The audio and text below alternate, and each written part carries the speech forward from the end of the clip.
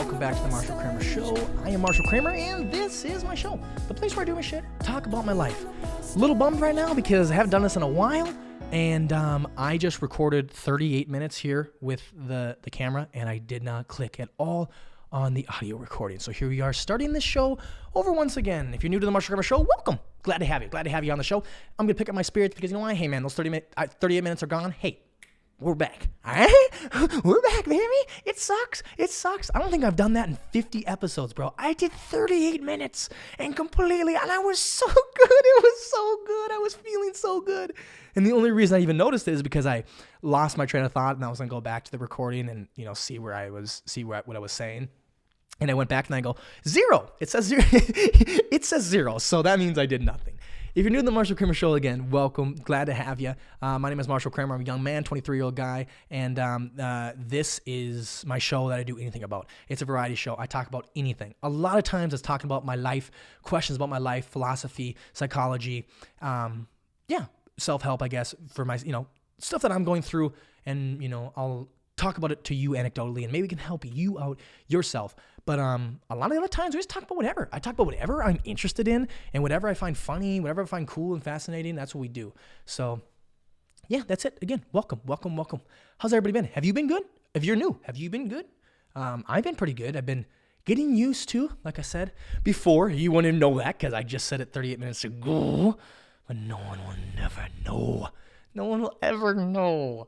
And the audio on the camera is so bad, I would never release that. But anyway, I've been doing well, adjusting to my new lifestyle, right?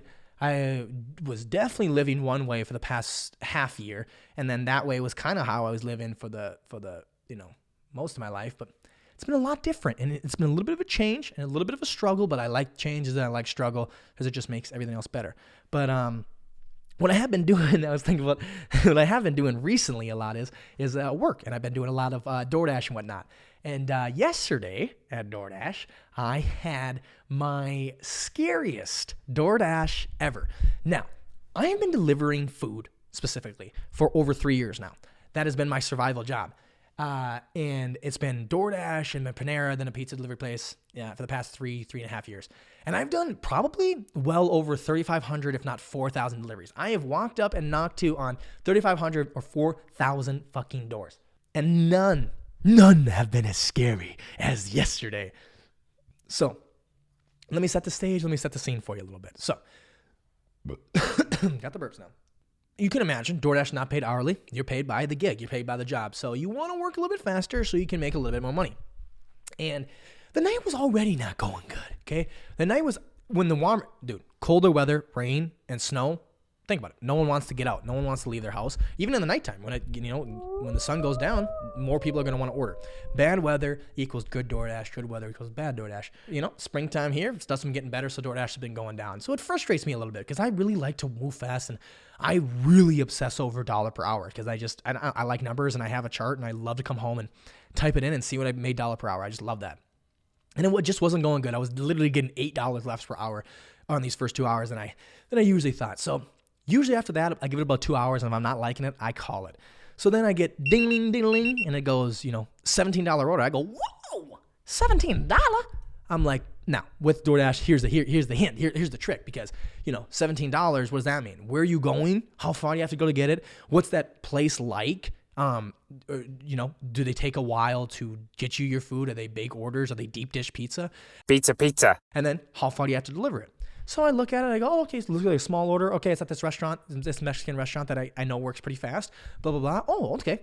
Oh, 11 miles. Ugh, that's a little far. Yeah, I know it's $17, but think about having to come back, having to go out 11 miles and then loop back. Because a lot of times it's not to another area where there's more stores, which is the great benefit of DoorDash. Sometimes it's out in the middle of the boondocks, out in the wilderness, the country, as this one was. But I deliver south, and this one was a little bit more north west of my house, but it was just a little bit west of my house. So I was like, hey, it's not a good day anyway. This one's big order, $17. That's a nice order, and it's taking us home anyway. Let's just do that and then call it a night. Wrap it up, right? So just a little sad, but at least we're going to finish it off on a good note here and, make some good money for these 2.5 hours, whatever. Get to the Mexican place. Like I said, like I always thought, they're quick. Bada bing, bada boom. I think I was in and out of there in 2 minutes. But it was a double bagger. When you get a double bagger, you always go, oh shit, you got a lot of orders, and you go, oh damn, this is probably, $80, $90 worth of Mexican food. $17, I mean, yeah, it's kind of low, but it was probably, for this 11 miles, it's probably $10 to deliver. That's a $7 tip. Damn, okay. And I go, I wish it'd be bigger. Now, you may not know this with DoorDash, but it may ding you and say, hey, $17 order. Would you like to take a $17 order? You go, absolutely. And every now and again, you'll take that $17 order, you'll do it, you'll deliver it, and you'll click complete when you're done delivering, and it'll go, ding. Hey, psych, just kidding, bud. You know that $17 orders that you just accepted? Well, it's $25 now. You got $25, baby. That's what we're paying you out. Yeah, that $8, boom. Like, I don't know why they hide it from you, but it's like they hide it from you. And then, like the customer tipped more because you don't get the option to tip after with DoorDash. You tip right away. So I don't know why it doesn't show you that, but sometimes that happens. And so then I start building my hopes up. I have a bad night. I go, hey, man, this might be one of those, baby. We might be getting $30 out of this and going home. This might make the night nice. So I'm feeling good, man. I'm like, all right, fine. I'm feeling a little bit better. Feeling at 80. I was feeling at 60, and I'm like, I'm at 80, and I'm going to be home, and all right, I'm ready for dinner too. I'm ready to have my own dinner. So we get going. You click the directions right away in the DoorDash app, and it gives you two options. You can either do the in-app navigation, which is used through Google, or you can do whatever off-brand you have, and it'll open another app. So for me, it would open up Apple Maps, XYZ. Now, here's what I know from my 3 years of these two applications. They both have their yin and yangs. They both have their ups and downs. Google tends to be better overall, but Apple really comes in sometimes where these guys don't. I don't know why, but Apple seems to do a lot better with new developments, new like neighborhoods and stuff, and they also seem to do a lot better in the country. I don't know why, but that's just where my anecdotal thing is. So usually on an order like this, when it's going on in the middle of nowhere and it's 11 miles away, because, I don't want to go 11 miles away and then not know where I am or XYZ, I usually open up both of them just in cash, right? Don't do that this time. Hit directions because I'm thinking, yeah, $30 is coming, baby, $30. So use the Google, use the in-app navigation. Starts going, go. And I start driving a little bit and I go, oh, okay. All right, I'm about 5 minutes away from now, about 6 minutes in. And I go, oh, this is a little bit further than I thought. This is a little bit more out of my way here. This is not, okay, that's all right though. Finally turn on the road, and it's a long road which the drive is going to be kind of in the middle of the road. I get a mile down that road where they say the house is. There ain't a goddamn singing thing in sight but a farm field. Farm fields as far as the eye can see. Like, this app was so wrong that there's not even a house. Not just the house. There's not even a house around. So then I go, well, motherfucker, you did this. And I open up Apple. I'm like 17 minutes away now, even though I'm here. Where this was supposed to take me, northwest, I ended up going northeast. Again, not even looking at the maps, right? I just look at, all right, and a quarter mile, turn right. All right, here, turn left, right? I'm just looking. I'm mindless, and I'm like, I'm like, gonna get my $30 to end the night. All right, yeah. Right? So I'm driving, and then I'm pissed. And I'm like, all right, 17 minutes? Are you fucking serious? And dude, that's another fucking 11 miles. I mean, gas prices are high. Gas prices way too high. Vladimir Putin needs to die. Gas prices way too high. Vladimir needs to die. I'm the truth and the boo. Take my picture.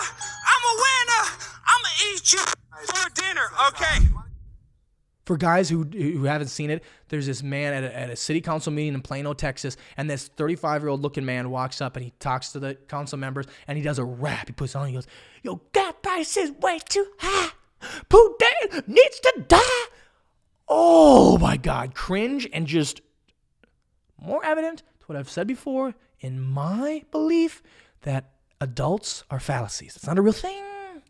They do not exist. Adults don't exist. So I got 17 minutes and 11 miles to go. So we start trucking again. And now that 80 comes right back down to worse than 60 because now I'm pissed at myself more. I'm at a 45. I'm low. I'm below the median. I'm below the middle. I'm fucking mad. And then not mad.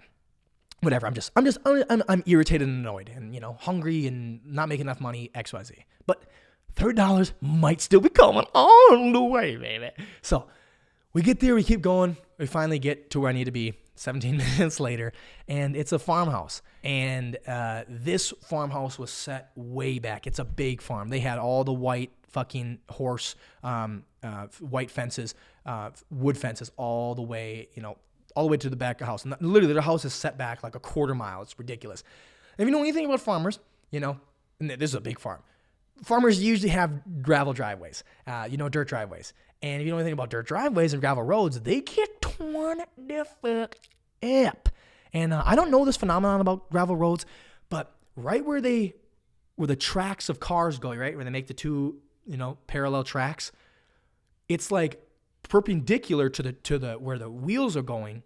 It's like a little little indent, and it'll come up, a little indent, and it's like a repeating indent that if you were driving on it, it would go, right? It's like those little bumples, it's like those little ripple sticks in the tar roads, but this is a natural thing that happens on gravel roads, and that's why they bring graders in and whatnot.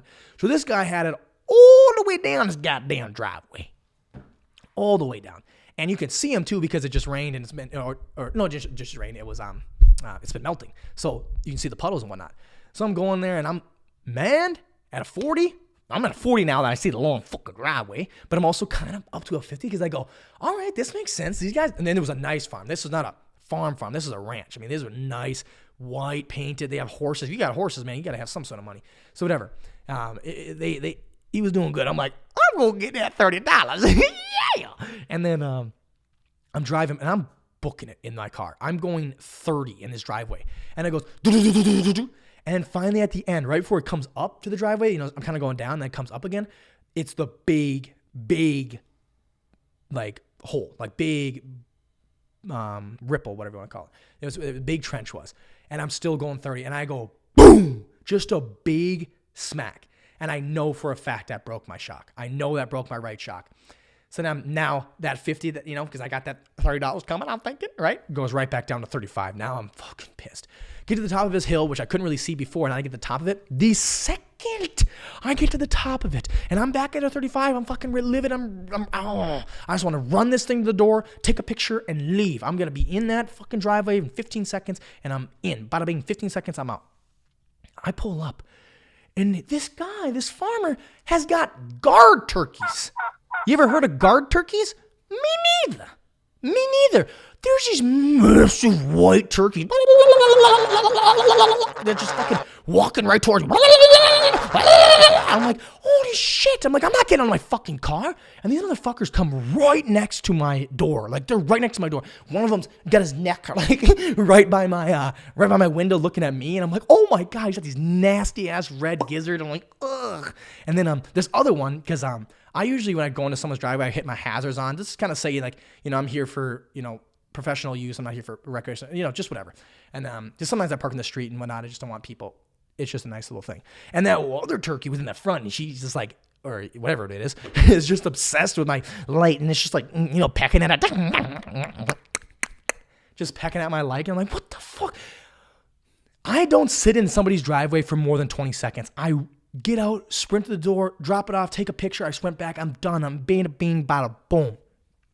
I have been in here tormented by these turkeys for the past, 120 seconds. 120 seconds when your life is on the line. That's a long time. When you're looking death in the face, that's a long 120 seconds.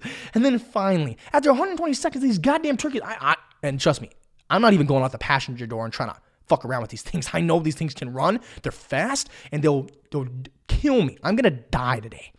And then finally, after 2 minutes, because, it's been 2 minutes. He had to have seen my car or get a note that this delivery driver's here. This nice old farmer man comes around, and he's kind of standing away. He's like standing in front of my car. It's still like another 30 feet towards the garage, and he just... oh, man, boy. and he's like laughing a little bit. And then he starts talking to the turkeys, oh, leave him alone. Come on, turkeys. Leave the old boy alone, man. The turkeys do nothing, basically, right? So he keeps yelling at them, but doesn't get any closer to me. Like, come to the car, man. The dude doesn't get any closer to me. And so eventually he keeps yelling at turkeys, then turkeys kind of start running away. And he looks at me like, hey, come on. Come bring my food. I'm like, you already got out of the house. You're 30 minutes away. We can just make this easy. You just come up to me. We can just figure this out. No, he doesn't do that. So then the turkeys kind of like start wobbling away, and they turn their heads away, and they, whatever. They start walking towards the barn. As this guy, again, still way away from the turkeys. The turkeys are 5 feet out of my car, but at least they're not right next to the car. And the guy's here. I open my door. The very second I take a step onto the ground, the very second I take a single step onto the ground, the back turkey, the one that was messing with that light,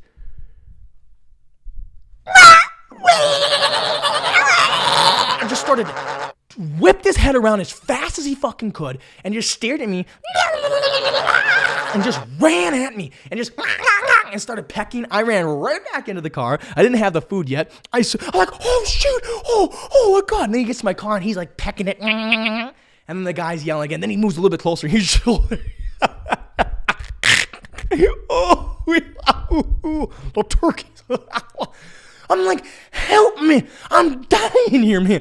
Help me. I'm literally freaking the shit out because I'm like, I just want to live with this food. Like, I'm at a 30 right now. Now I'm at a fucking 10. I'm so mad, man. I'm so sad and stressed. I'm like, just come and get your fucking food, man. And eventually he starts walking towards the car. Which he should have done 30 seconds ago, John. Jesus. And he finally walked closer to the car. She's laughing. You're just looking at this dumbass white boy delivery driver. You think I'm a city boy or something. You never know what it's like on a farm. I'm like, I do know what it's like on a farm. Just I don't know what it's like with fucking turkeys. Chickens are fine. Pigs are fine. Cattle's fine. But I don't know what turkeys are like. And I've seen they attack people before. So he's laughing as he rounds the bend. He's coming right up next to my window. He starts... The turkeys, man, I'll tell you. Goddamn turkeys, man, they'll fucking charge you. They charge a human being. I go, yeah, I know. He goes, yeah, man, one time they almost took out my little niece's eye. An eyeball? Why are you joking about an eyeball? This bitch was about to take out my car. This bitch was going for my headlight. Yeah, of course they take out an eyeball, but why are you laughing, man? I'm scared shitless here. And then I'm like, okay, here's your Mexican food. And then, I never deliver from someone out of my car window. That's like so unprofessional. Even when they come all the way down, or they even start walking out of their business and then walking towards my car, I get out, grab the food, stand up, unzip the bag, and hand it to them like a professional. I don't hand them through like the window like they're the drive-through. That's just no. But this time I did because I said, "Fuck, dude, get your goddamn turkeys out of here," and I'm getting the fuck out of here too. He starts laughing. He grabs it. He was a very nice, sweet farm old gentleman, but. He got a kick out of me being scared as shit of those. But that's what he said. But then he got a kick out of me being scared shitless. And then he goes, yeah, they will attack you. They'll fuck you up. They'll take an eye. And I'm like, they'll take an eye? Jesus, I'll take $30. No. Clicked out, punched out, and it was still 17. So then I back out, turn around, and I hit that bump again slowly this time, and I feel my shock. And again, hey, it is what it is. So we pack up and we head home.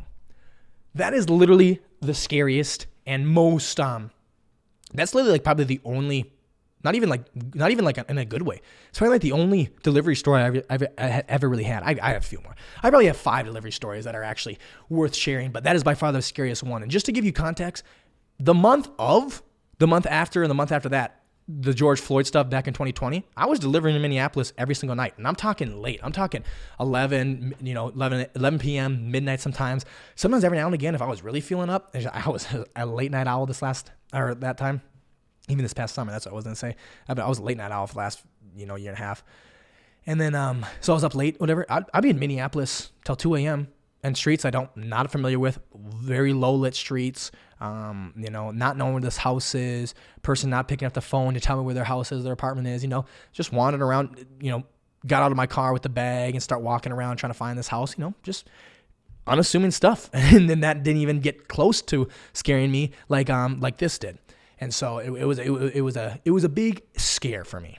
it was a big scare for me. But if I'm going to be very honest with you, right, I got to, for the story to make it more funnier, you got to keep talking about, I was so fucking mad. And then it just ended like shit too. But to be honest with you, when I was rolling down that driveway, I was already laughing. I already realized why that goddamn farmer was laughing, because I was already laughing. And, it was an epiphany for me. Just immediately I go, I can podcast again. I have something to talk about. I know what I know what I want to talk about. I know I want to start with a story of that. We can talk about whatever we want, but I know I want to start with like a 15-minute story about this crazy fucking turkey story. And, that worked. And I forgot that for a while. I forgot why I even started my podcast in the first place. I forgot why I really liked mindless jobs like that, mindless driving jobs and stuff like that. Because I'm a big thinker, and I'm a guy who likes to be creative, and I like to, think of things and make things and be, creative, for lack of better words. Right? So before I even started my podcast 3 years ago, the 3 years before that, all I was doing was listening to podcasts. All I was doing was having jobs that were mindless jobs, just doing the same thing repetitive over and over again. And I was listening to podcasts all day. And that's what gave me these ideas and these thoughts and stuff to bring forth. I go, God, I've been thinking about a lot of stuff. Now you start a podcast, and let me utilize that podcast to talk about those things. But then again, when you're not doing that so much, when I go, okay, I love this podcasting stuff. This is all I'm going to do is just podcast. Then I lose that edge of the other things I used to do. DoorDashing, seeing these random things, taking more trips into other parts of the city, taking trips to a Walmart and watching people and literally just building these stories, listening to things and building these stories. If you're not familiar with Mr. Beast, he's one of the biggest YouTubers ever. He is by far the biggest spectacle YouTube content creator ever. But I was listening to a podcast with him the other day, and he was kind of talking about how he can't remember who said it, but he was talking about how when you only do one thing, so you just do podcasts or you just create content or you just do this, you get really boring. You're solely faceted. You're not multifaceted.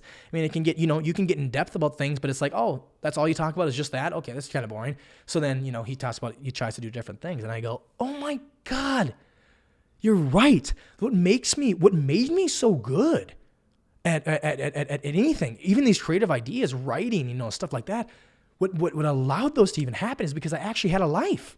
I had a real life. And then when I, paused my real life or whatever, I came home and I was like chilling. It was time to think and create. I had all these ideas flowing to me. But going back to, I think I said in the beginning, life's been changing for me these last few months is because, basically the biggest change in my life right now is that I live alone. I live completely alone. I have no more roommates now. And, that's really a first for me for the first time in forever. And then, without, I did a little bit in high school when we were moving places, but I was going to school every day and I had work. That was it was way different. And I was like, I wasn't really living there, but now I'm like on my own, I live alone, no pets, nothing. And, it just allowed me to, when you don't have other people around, like long story short, you don't think about other people. You don't have to keep other people in mind. So you can think about yourself more. Can that be very bad and very crippling? Yes, you can literally become the most selfish, egotistical person ever. And that's what I'm interested in watching for these next few weeks here. I hope I don't get to that. But again, when I'm able to think about myself, then I go, what really makes you happy, man? What really makes you tick and click and makes you want to go? And how's everything been for you, man?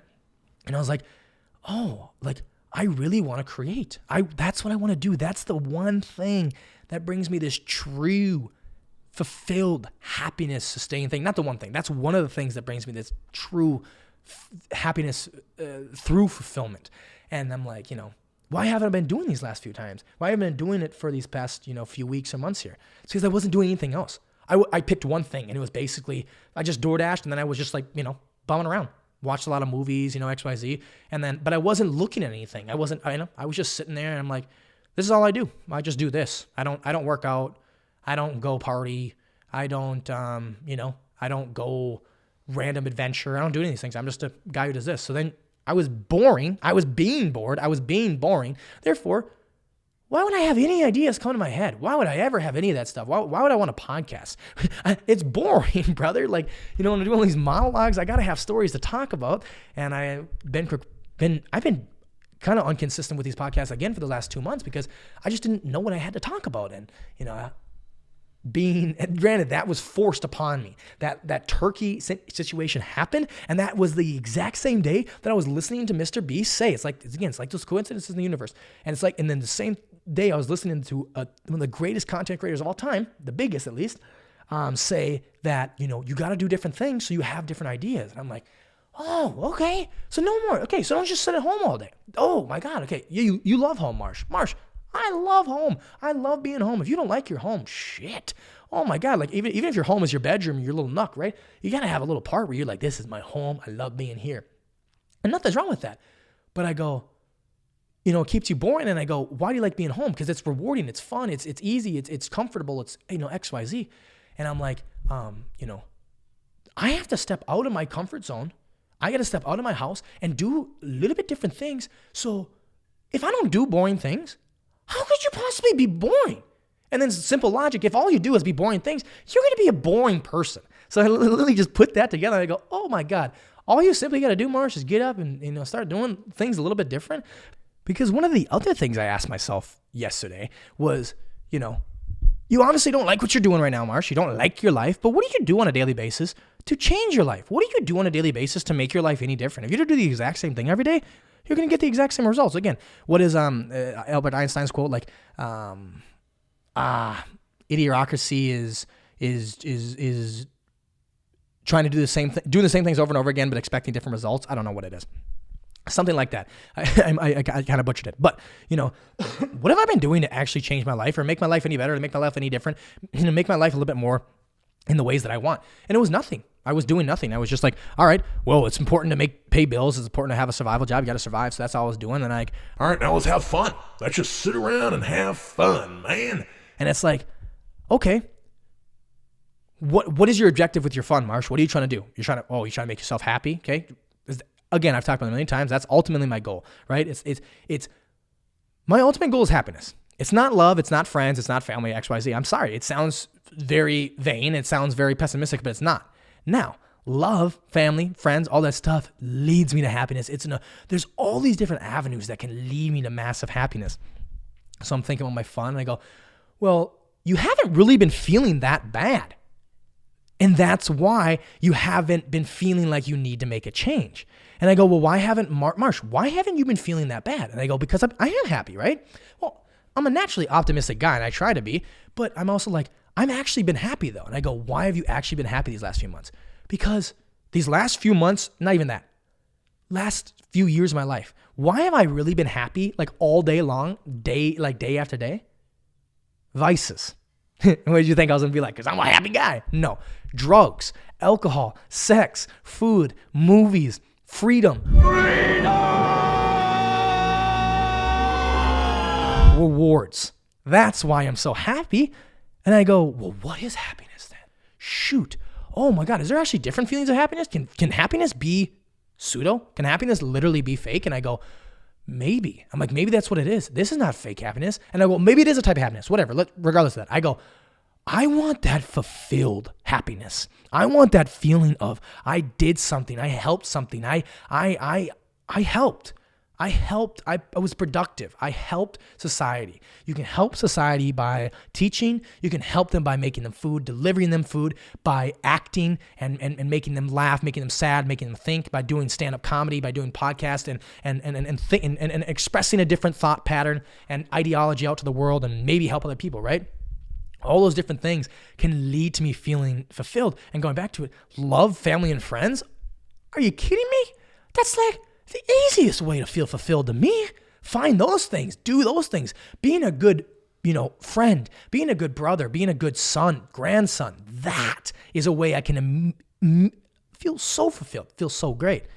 And I go, well, all that stuff's tough. All that stuff requires effort. It requires me to leave the house, to talk to people, to help them out, X, Y, Z. It's a requirement. It's work to get that reward. Or there's these other rewards that are really easy to get and they're really easy to do. And they're, to smoke a joint, right? You just need to get marijuana, bada bing, bada boom. You got a joint and you light it and you just sit there. And 5 minutes later, instant for me. The smoke feels great. But 5 minutes later, you're high. 10 minutes later, you're high. Or, it's a sip, you got your drink on the rocks. You go sit down and you take a sip, and that first sip, just it feels so good. 15 minutes later, you're buzzed. 20 minutes later, 30 minutes later, you're drunk. I mean, that's just how it is, For most of my life, for these past 6 years, I was like wondering, this was my huge epiphany. I was like, why am I happy but not satisfied or fulfilled? And I get satisfied. Satisfied is a subjective thing. I'm always wanting more. But anyway, why do I not even feel fulfilled? It's like, because every day for the past 6 years, 7 years of my life, I've started my day with a reward. I've started my day with a bowl of marijuana. I've started my day with, it's a day off. Not even a day off. It's, it's whatever. It's an hour and a half of my day. I go, oh, I love a screwdriver. Yeah, let's have a mimosa. Let's have a goddamn mimosa, baby. I'm starting my morning with jerking off. I'm starting my morning by watching a movie. In my morning, right away? What? I'm starting my morning with a piece of junk food, a reward, a treat, a reward. And I'm like, what are you doing to yourself? What have you done to yourself? And then again, thinking of all the patterns and stuff, what is this root cause? And I'm like, oh, my root cause personally is that I've been chasing happiness only. Not fulfillment, not satisfaction. I guess satisfaction, just those things leave you satisfied. But, I was chasing happiness through satisfaction, but not happiness through fulfillment. And it was just a switch that needed to change. And then, now when I don't have anyone around me, then I go, all right, there's a blank slate. I can literally design my life now exactly how I think I would be best to fit for the lifestyle that I want. And my lifestyle is a busy lifestyle. I am cursed with this mind, it's that just wants more, do more, cannot sit still. My grandfather was the exact same way. Cannot sit still. Let's go. Can't we do work? We got to do better, blah, blah, blah.